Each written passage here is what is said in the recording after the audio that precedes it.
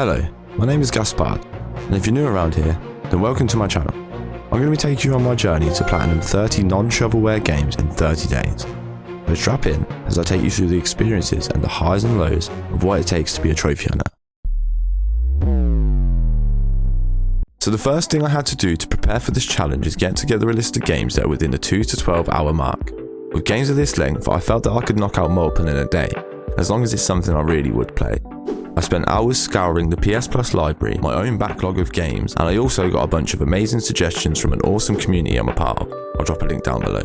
Oh, and also let me shout out the two goats. Without these guys, this video would not be happening. So after searching, I had my list. My first draft had 65 games as potential candidates. However, after looking through guides, I found a chunk of them had to be ditched because they didn't have platinum trophies. This was a shame because there were some games like Inside and Limbo I was looking forward to playing, but maybe I'll do a similar video for games without platinums in the future.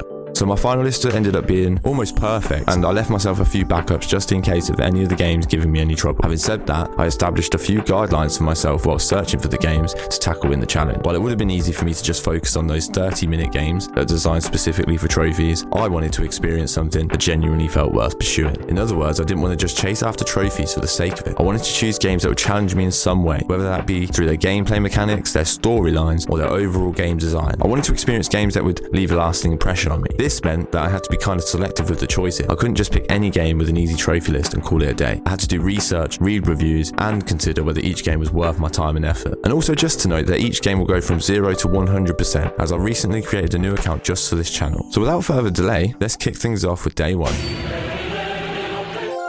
The Final Fantasy Pixel Remaster brings a timeless classic back to life with stunning pixel art and enhanced gameplay. Developed as a loving tribute to the original Final Fantasy game that started it all, this remaster captures the essence of the original experience whilst introducing modern quality of life improvements. The story is very simple in its design with your typical save the world trope, however it is executed to near perfection. The gameplay loop is incredibly addicting, with an amazing soundtrack that will be stuck in your head for days after finishing. The addition of 4x boost to XP and gil made this a more digestible experience, and without it, I never would have been able to play such a game for this challenge. In terms of the trophy list, it's pretty straightforward. However, I do recommend a guide for all of the Pixel games due to a lot of missable items and enemies. If you're unlucky enough, it could result in a second playthrough. You can get past this with smart saves, but for this challenge, I couldn't afford any slip-ups, so I followed a guide. The main bulk of the Pixel Remaster's trophy list consists of a few staples. You need to clear the story whilst obtaining every single treasure chest and every single bestiary entry. There are also trophies for reaching a certain level and gil received, which is that much easier with the added boost. For the final universal trophy, I had to make sure to visit every location on the map 100%. The only issues I had was with hidden game, where you have to spam a couple of buttons on the boat to open up this minigame, and it just wasn't having it, but we got there eventually. Now the only thing that can really slow down your time is RNG. There is one enemy needed for the 100% bestiary named Warmech, whose spawn rate is just broken at this point. I was lucky enough to only spend 20 minutes looking for this guy, but don't be fooled, this can take hours if RNG betrays you. Overall, the Pixel Remaster really made me fall in love and appreciate the older Final Fantasy experience. It just got so much right. I highly recommend this game and collection to anyone who loves easy yet worthwhile platinums.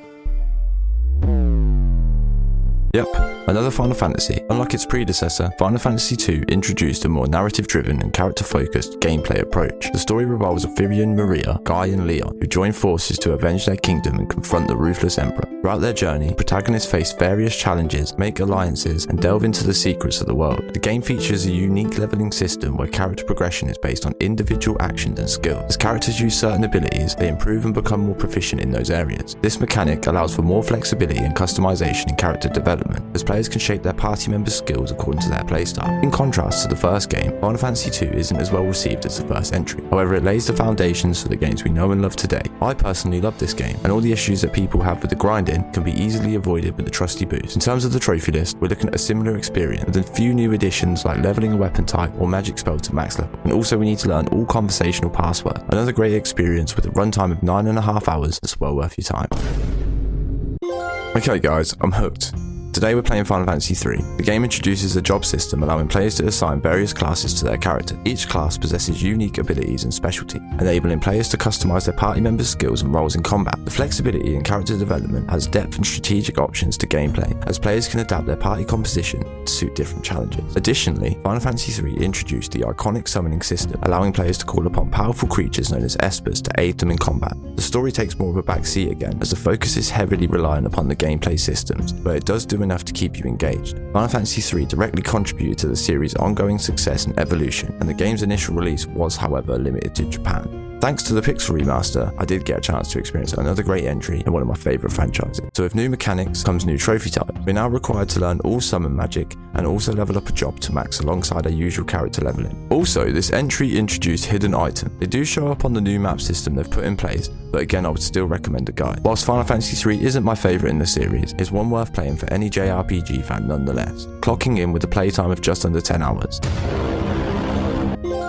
Alright, hear me out. I finished number 3 earlier than anticipated, so I had a bit of time to sneak the start of 4 in for day 3. I only have the first game on my list, but this series truly has its hooks in me, so who am I to stop it? Final Fantasy IV introduced several groundbreaking features that became staples of the series. It was the first game in the series to include a robust and evolving character development system. As the story progresses, characters gain new abilities and change classes, allowing players to adapt their strategies and tactics. This system added depth to the gameplay and allowed for greater customization of the party. This game also introduced the active time or ATB system, which would become a defining feature of the Final Fantasy series. Unlike traditional turn-based combat, the ATB system added a sense of urgency and real-time elements to battles. Each character has a gauge that fills over time, and once it is full, players can input commands for that character. This system brought a dynamic and fast-paced element to battles, requiring quick thinking and strategic decision-making. The trophy list actually takes a bit of change of direction here. With the game's increasing length, there is a considerable amount of extra optional stuff to take care of. We have 2 new time sinks to consider for this entry. There is a trophy for obtaining all non-secret summons. These are dropped from specific regular enemies at very low rate. There are 4 in total and can range anywhere from 10 minutes to 2 hours to obtain, and you need to get pretty lucky to receive the pink tail drop for the trade for Adamant Armor 2. The game is absolutely phenomenal, and my personal favourite in the series. With a memorable cast of characters and truly addictive gameplay, Final Fantasy IV is an absolute must-play for trophy hunters and JRPG fans alike. Completed runtime of 13 hours.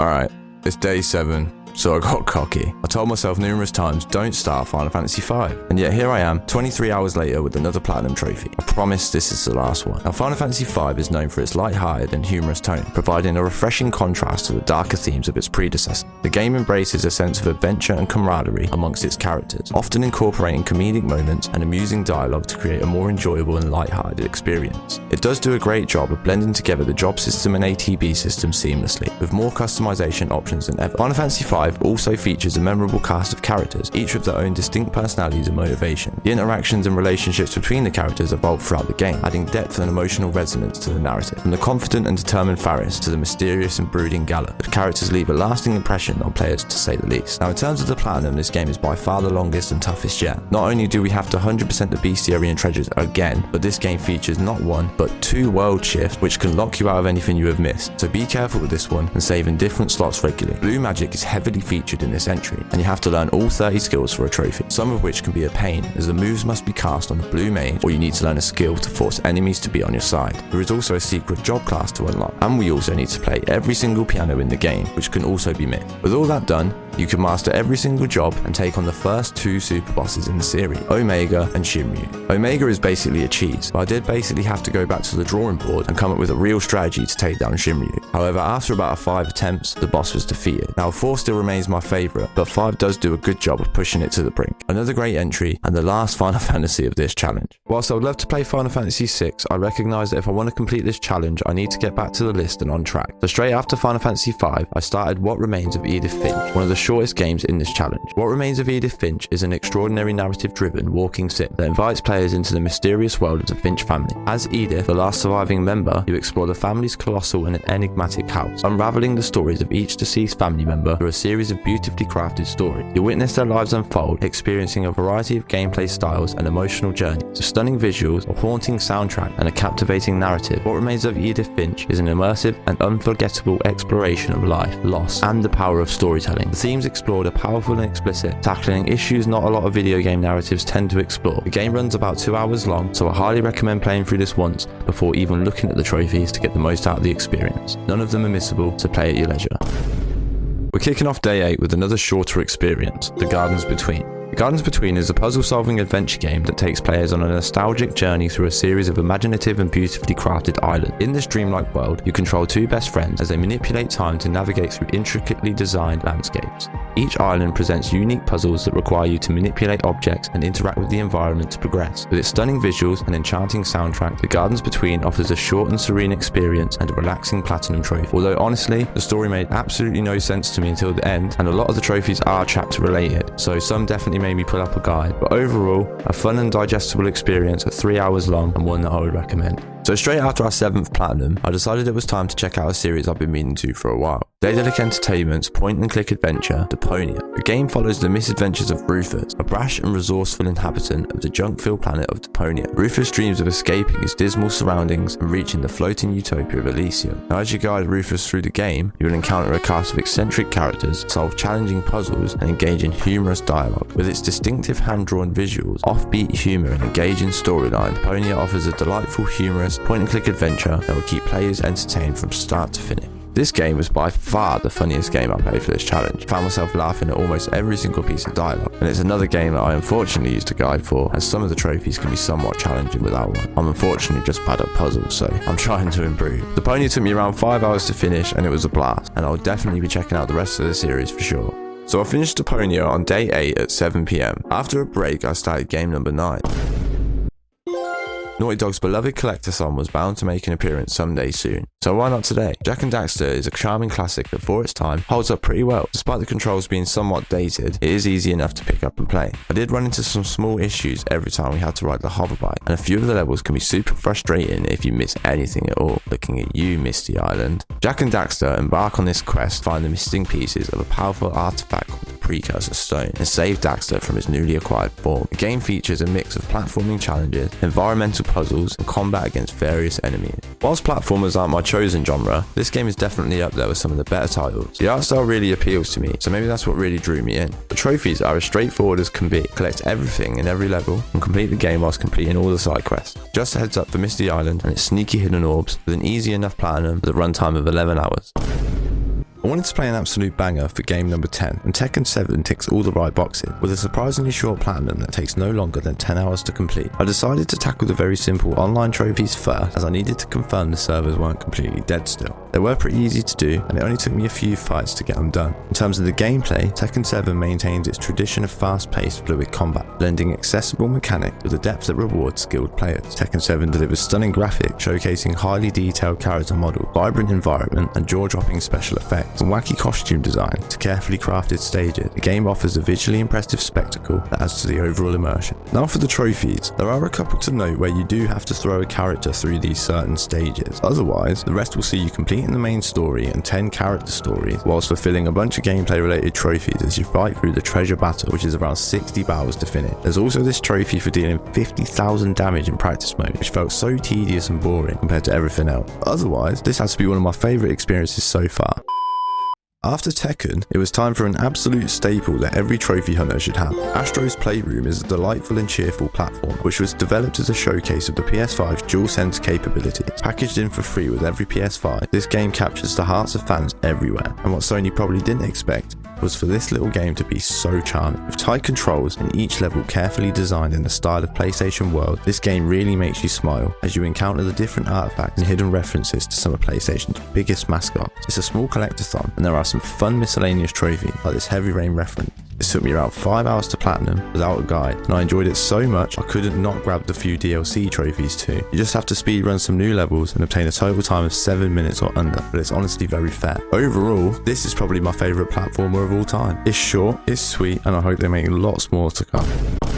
So we've made it a third of the way through this challenge, and so far I'm feeling pretty confident. Now for the next game, I decided to play Medieval. The Medieval remake successfully revitalizes a beloved PlayStation classic, offering a delightful blend of nostalgia and modern gameplay improvements. With its engaging story, charming characters and visually enhanced world, the Medieval remake invites both returning fans and newcomers like me to embark on an unforgettable journey through a fantastical realm of undead knights, dark magic, and heroic adventure. You play as Daniel Fortescue, a resurrected fallen hero, set out to right the wrongs of his past. The gameplay is a mix between action, combat and platforming sections. The controls do feel a bit clunky today, but they haven't really changed around the original combat, so it is to be expected. The story is great up until the end, and I was really enjoying myself until the game became a bit of a problem. With this being my first experience with Medieval, I just assumed I'd get to play through the game and collect every single item, finish every level, and now they've added a new feature called Lost Souls, which in reality means you have to rerun every single level and take these souls to a different level of their choosing. It was at this point I started getting annoyed, and I felt for the first time in this challenge frustration, and the first signs of burnout were already starting to show. I slugged through this one and got to the platinum in around 13 hours, but I would have enjoyed the game a hell of a lot more had I known about the extras in advance.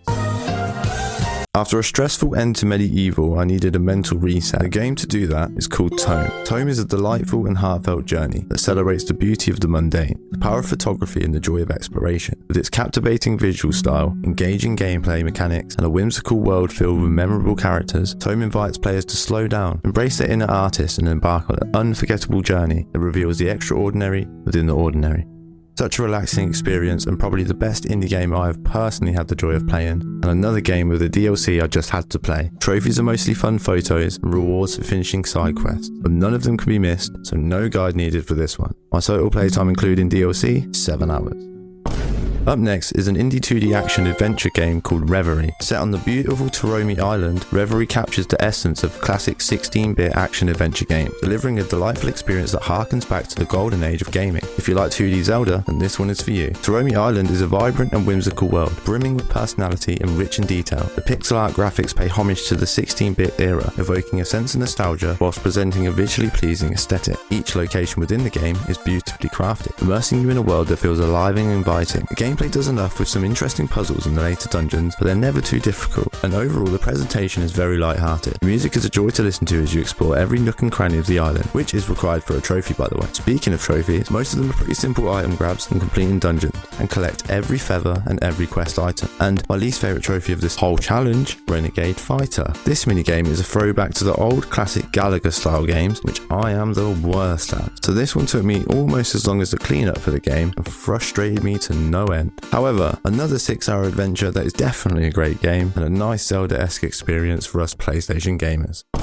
Today we're playing Infamous First Light. Infamous First Light is a standalone expansion to the popular game Infamous Second Son. Developed by Sucker Punch Productions and released in 2014, First Light takes players on a thrilling journey through the origins of one of the game's key characters, Vetch Walker. Vetch possesses the power to manipulate and control Neon, granting her incredible speed, agility, and the ability to unleash devastating Neon-based attacks. The game offers a mix of exploration, platforming, and intense action sequences, all within a visually stunning rendition of Seattle. Trophy list for this is really easy and surprised me with how quick it was to finish. You just gotta complete the main story and then 100% every single district, while taking on the only time consuming thing in the game, the battle arena. In this mode, players can test their skills and powers in a series of fast-paced challenges, competing against the clock and aiming for high scores. It provides an additional layer of gameplay beyond the main story, offering replayability and a chance to master Vetch's abilities, and it's here you will pick up any of the combat related trophies and also break the high score in each of the challenges. For a quick and easy platinum that took me around 5.5 hours. Finally, halfway there, and to celebrate, I'll be finishing South Park The Stick of Truth. Full disclosure though, I have played the game before, but I have never managed to secure the platinum, so today is the day. Stick of Truth is a hilarious and immersive RPG experience that successfully combines the beloved characters and humour of the South Park TV series, with engaging gameplay and a fully realised world. The game feels just like you're living inside an episode itself, boasting lots of returning faces for fans of the show, with RPG elements and lots of side quests to complete. This game is a great experience whether you like South Park or not. I chose to follow a guide this time because of my previous experience with the game. There are a few annoying things that can be missed, such as items, gym Pokemon, and also unlocking a garage door could be missed. The rest will see you completing the story, while save scumming at a certain area to unlock 2 trophies instead. Also, you need to befriend every single person in the game, whilst making sure to take care of all the miscellaneous trophies along the way. A few of my favourites have Made This For You, where you fling a turd at the enemy, or Pulling Mud, where you have to shit your pants 3 times in battle. Overall, this game doesn't take itself very seriously, and whilst there is a lot more I could say about this amazing game, I'll be here for hours. With this guide, I did it in around 6. Yay! Hail Satan! I started Life is Strange True Colors after South Park on day 16, but I didn't manage to finish until today. True Colors introduces players to a new protagonist, Alex Chen, who possesses the supernatural ability to experience and manipulate the emotions of others. As you progress through each episode, you learn more about each of the characters' motivations and reasons for why they are perceived. With lots of twists and turns, full of drama and government conspiracy, the narrative does a great job of keeping the story engaging. The gameplay in these games is very limited and mostly sees you walking around and talking, whilst each episode has optional memories to flesh out some story, and that is the main bulk of the trophy list. My favourite chapter is definitely the third, as I also really want to laugh. Now once you complete the game, the platinum should pop. I enjoyed the game, but it does feel really slow for a while. I'm not going to say too much about the one's story, because these are best enjoyed for yourself, but it is still worth playing with a runtime of 12 hours.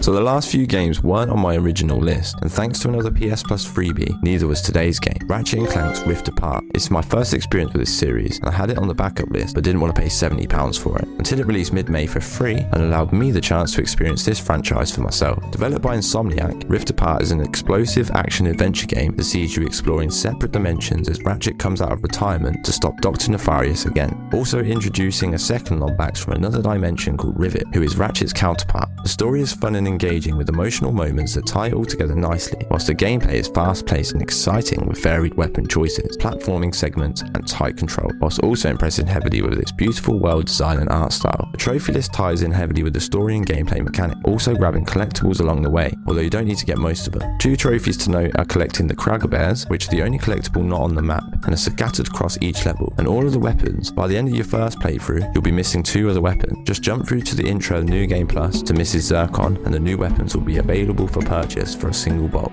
Overall, Rift Apart is a great entry for fans and newcomers alike, and has certainly made me interested in checking out the series' roots. My runtime for this one is just under 13 hours.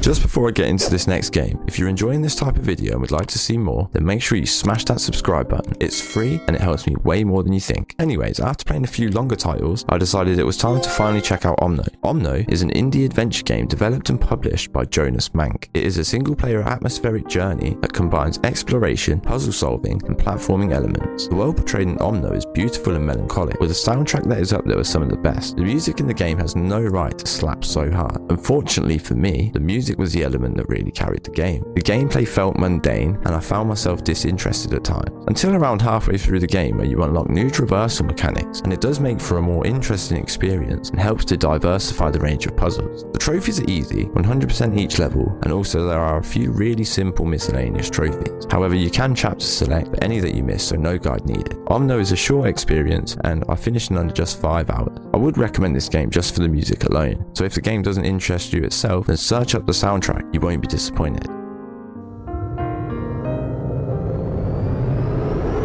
Next up, we have possibly my favourite game from this challenge, A Way Out. A game that can only be completed in co-op meant that I got to play this one with a friend, and we had such a great time with it. What was meant to be multiple sit-ins turned into one. We finished this game in a single session. You play as Leo and Vincent, 2 inmates who form an unlikely alliance in their quest to escape from prison and seek revenge on those who have wronged them. The game places a strong emphasis on cooperation and communication, as you must work together to overcome obstacles, solve puzzles, and progress through the story. There are really tense moments, and also some downright funny ones too. I love watching this pair develop over the short runtime. With plot twists and crazy revelations, we were hooked for the entire 6 hours it took to finish. Trophies are quite fun too. Most of them are random and chapter specific, like playing these instruments or beating the Dips high score, and let me tell you, we nearly broke our backs trying to do the wrong one. I also struggled a little to snag the baseball trophy, but my partner did it real quick and guided me through the technique. I loved this game, and spoiler alert, the second game developed by this team is coming up in this video, so if you love co-op like me, then make sure you stick around.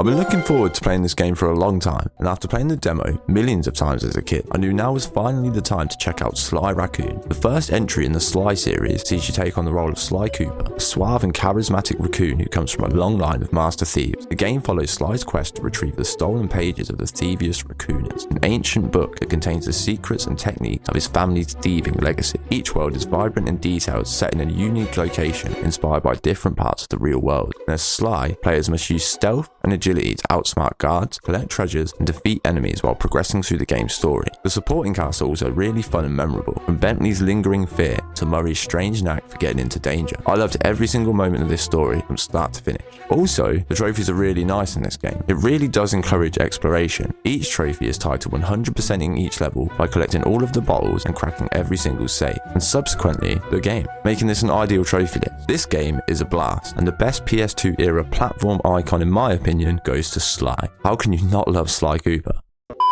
Okay, I won't lie, I'm officially burnt. It's been over 3 weeks now of non-stop platinums, and at this point a lot of the list has started to feel really unappealing. I decided to go with the Artful Escape just to play something, and I ended up enjoying it way more than I expected. The game follows the story of Francis Vendetti, a teenage musician struggling to find his own artistic identity. Inspired by the legacy of his deceased folk musician uncle, Francis embarks on a crazy adventure to discover his true self. The narrative is presented as a cosmic journey, blurring the line between reality and imagination. Each environment is filled with awe-inspiring set pieces ranging from alien landscapes to psychedelic concert stages, and the visual presentation aims to capture the essence of a rock concert with extravagant lighting effects, dazzling visuals, and larger-than-life performances. You encounter a cast of eccentric characters, including cosmic beings, interdimensional creatures, and other musicians. These encounters often lead into musical duel, where players engage in rhythm-based gameplay to overcome obstacles and progress through the game. With another simple trophy list that sees you completing the story and a few miscellaneous trophies like lighting up Francis's whole town, this game is one of the more enjoyable short adventures, clocking in at 4 hours.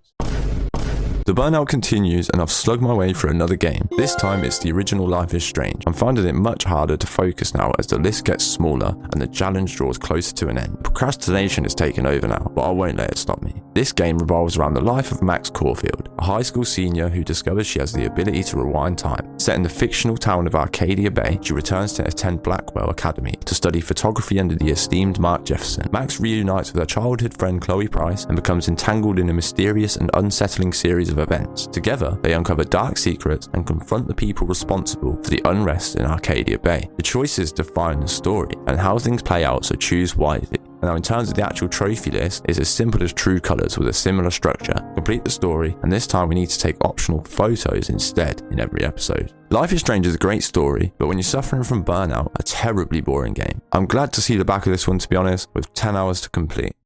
Later that evening, I started a game that at the time of writing is about to leave PS Plus, so it snuck its way onto my constantly revolving list. Black Mirror. It's a psychological horror adventure game developed by King Art Games and released in 2017. The game offers a unique and chilling experience that explores themes of technology, morality, and the human psyche. Black Mirror delivers an eerie and atmospheric experience that fans of the point-and-click adventure genre will appreciate. Whilst it shares its name with the popular television series, it's also important to note that the game is a standalone story and not directly related to the show in any way. The mechanics for this game are reminiscent of traditional point-and-click adventures. You must explore the castle, interact with objects, solve puzzles, and uncover clues to progress the story. Whilst the puzzles are generally satisfying, there are moments when they can feel obscure or unnecessarily convoluted, leading to a frustrating trial-and-error style of gameplay. The dialogue can also feel clunky and cliched at times, where some characters have standout performances, some don't feel anywhere near as polished in comparison. Now, in terms of the trophies, like most adventure games, it's as simple as finishing the story and completing a few specific puzzles, which are easy enough with a guide. Whilst the game isn't amazing, it does well for its short runtime of 5 hours.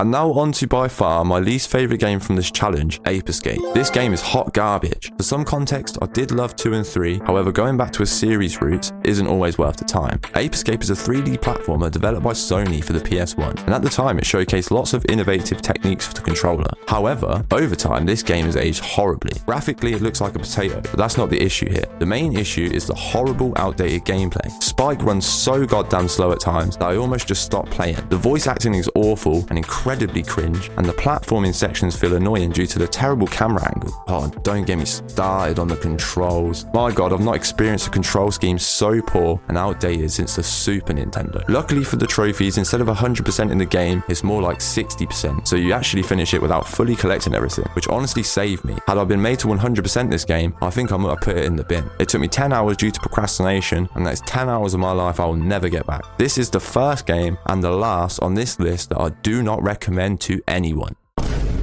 After Ape Escape bummed me out, I couldn't find that spark to play anything new, but I knew I needed to get something done to keep myself in this challenge. And so for today, I'm playing Life is Strange Before the Storm. The second entry in the series follows Chloe Price's misadventures through Arcadia Bay, offering some insight into how the original events of Life is Strange ended up taking place. This one is super boring, no powers, so it's really just a simple adventure game. Trophies are exactly the same as the other entries, complete the main story, and this game's optional objectives, this time being graffiti. I do like Chloe as a character, but something is definitely lacking there. With this one only being 3 chapters instead of 5 like the rest, luckily this game just about feels worth playing. Although to be honest, I wouldn't have hated to skip this one. And also I'm glad it was only the 3 chapters. Not much else to say about this one, so let me know in the comments what you think of the Life is Strange series as a whole. Finish time is 7 hours. We're so close to the end now, I've just got to push through and finish a few more games, which is becoming increasingly more difficult with each experience at this point. I decided today to play Minute. The premise of this game is that you're given 60 seconds to run the level, collect items, and progress further in the game. Now the level does have checkpoints that save your progress, where you respawn the next time. However, I made a mistake with this game. I decided to go straight for the complete in 25 runs trophy first. Now for my first run, I quit at death 17. I wasn't sure how far from the end I was, but I also died a lot, so I didn't feel like I had a lot of time left. Now I'll put the game back down for a few hours and try it again. This time, I finished the run, but in 27 deaths. I was annoyed for sure, but now confident I could do this run on the 3rd attempt. And 3rd time is the charm, as we got it done easily this time. After this, you need to play the game and collect everything, including gadgets, hearts, and tentacles, whilst making this section so much more fun. With no time limit except my 60 seconds, I really got to explore the game and enjoyed it a lot more for what it was. Trophy guides say less than 2 hours, but this took me closer to 4.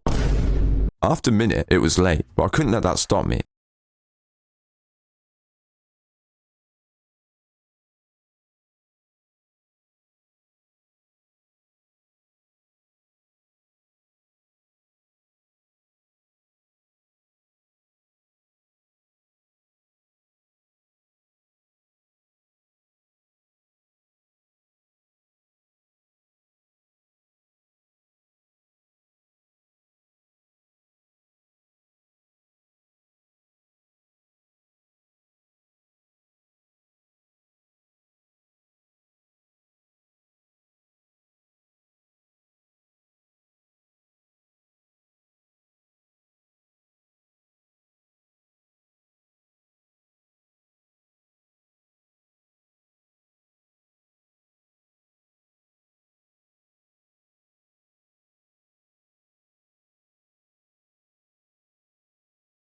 But with it, very, very simple.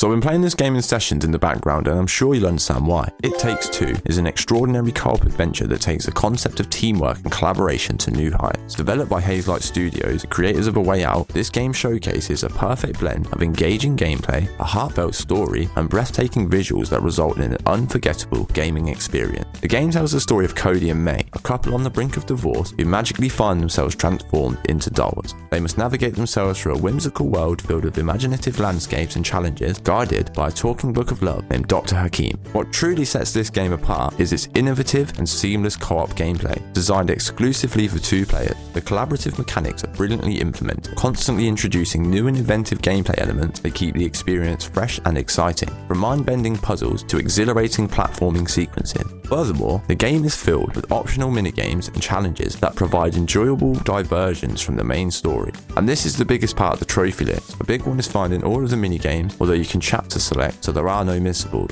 In conclusion, It Takes Two is a masterfully crafted co-op adventure that excels in every aspect. It stands as one of the finest cooperative gaming experiences available, and if you're looking for a game that will strengthen your bond with a loved one and provide endless joy, It Takes Two is an absolute must-play. The runtime of 15 hours. With just 4 hours left to spare, the challenge is complete. There are no words to even describe the relief that I'm feeling. I almost choked near the end, but I battled the burnout and I prevailed. So for the final game, we are playing Tales from the Borderlands. Blending humour, action and storytelling, the game takes players on a thrilling and hilarious journey to the lawless planet of Pandora. You play as Reese, an executive at Hyperion looking to move up the corporate ladder and emulate the previous Hyperion hero Handsome Jack. Reese starts off shallow and almost unlikable, but the story progresses at a nice pace to allow for character development development that made me change my opinion on him pretty quickly. And then on the side you play as Fiona, a street smart con artist. Now this game unfolds from alternating perspectives as players make choices and navigate a narrative driven experience filled with twists, turns and unexpected alliances. The rest of the cast are great, with a special shout out to Sasha and of course my boy Loaderbot. This game captures the humour from the original series to a T. The jokes made me crack up and certain characters put a huge grin on my face from start to finish. This game is by far the best walking sim style game I have ever played. With what it lacks in gameplay, it makes up for with one of the most compelling Borderlands stories available. If you like the original games, please do yourself a favour and play this one. I finished this in 10 hours and the challenge is finally complete.